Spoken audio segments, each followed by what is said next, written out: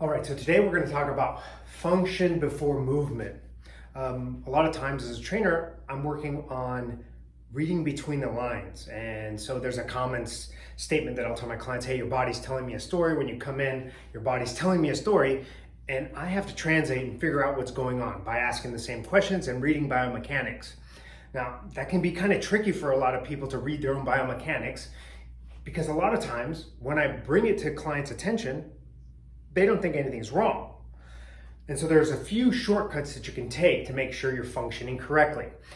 My biggest concern with function is that oftentimes individuals are going into the gym and something's not working properly. And then they're doing a gradual progressive overload, they're training consistently in what they feel is great technique. Then all of a sudden an injury comes up, a low back, a knee, a shoulder.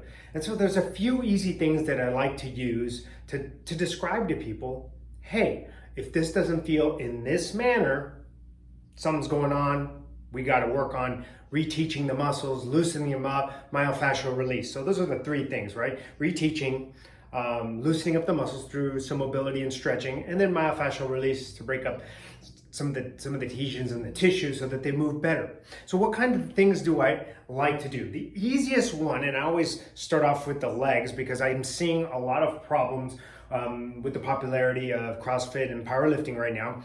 People will go to do a deadlift and they're not feeling in the appropriate muscles, right? And we know the posterior chain, the low back, the glutes, and the hamstrings are supposed to fire effectively when they're lifting the weight off the ground. However, there's a lot of people that never actually feel their glutes.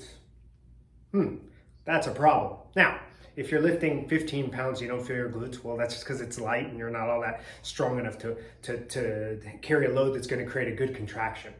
But one of the easiest ways to figure out if you're functioning correctly is to use a bent leg bridge test.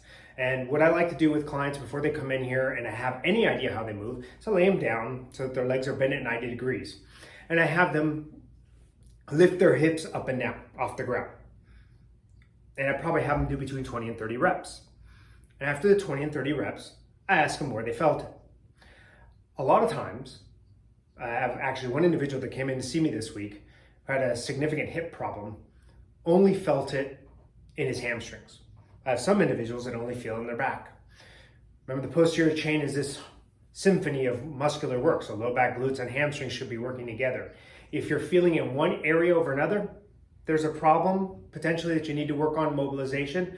Usually these days I'm seeing gluteal amnesia, so glutes aren't firing to lift the hips off the ground.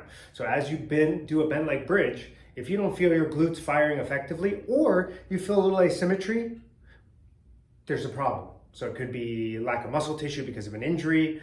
It could be some tightness because of an injury as well. So that's a simple test. The same thing can carry over to your squats and the lunge test that I like to do. So another question that I ask my clients is, hey, when you do squats and you elicit soreness, where are you getting the soreness? Well, only my low back gets sore when I squat. That's a problem. Remember, glutes, quads, low back, prime movers, the hamstrings, depending on where the bar position can be involved significantly. The thighs are dominant. If you're doing a traditional high bar squat, the thighs are going to be highly involved, but it should be in conjunction with the gluteals, right? So when you're doing your squats, where are you getting sore? That's an indication. So we need this proper function before you go and start loading up and getting progressive overload. And that's why there's often this period when I'm working with clients to like, hey, get used to your training. Let's get comfortable. Let's feel it in the right area. So don't skip that part of your training. If you're not feeling it, that mind-muscle connection is critical. The other thing that I like to do is an evaluative walking lunge test. Now you're saying walking lunges, well, how is that a test?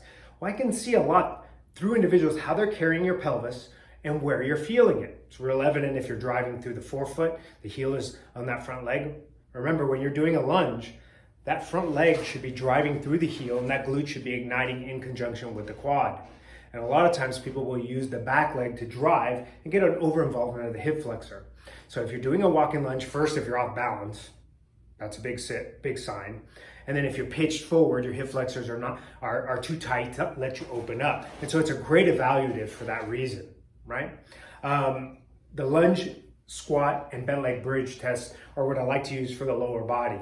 For the upper body, we can easily break it down to the push-up and the pull-up. Ask yourself the same thing. I have a lot of people who do a push-up and never really get any pectoral involvement. And so you can look from the side if that person is really rolled in, much like I am when you're doing a push-up. You're going to get some issues associated with bad integration of the pectorals, over-involvement of the upper traps, and never really get the benefits of a push-up. Yes, your triceps will get involved, and you get some benefit, but then you carry that to a heavy upper body work, that's bad. Same thing happens when you're doing a pull-up.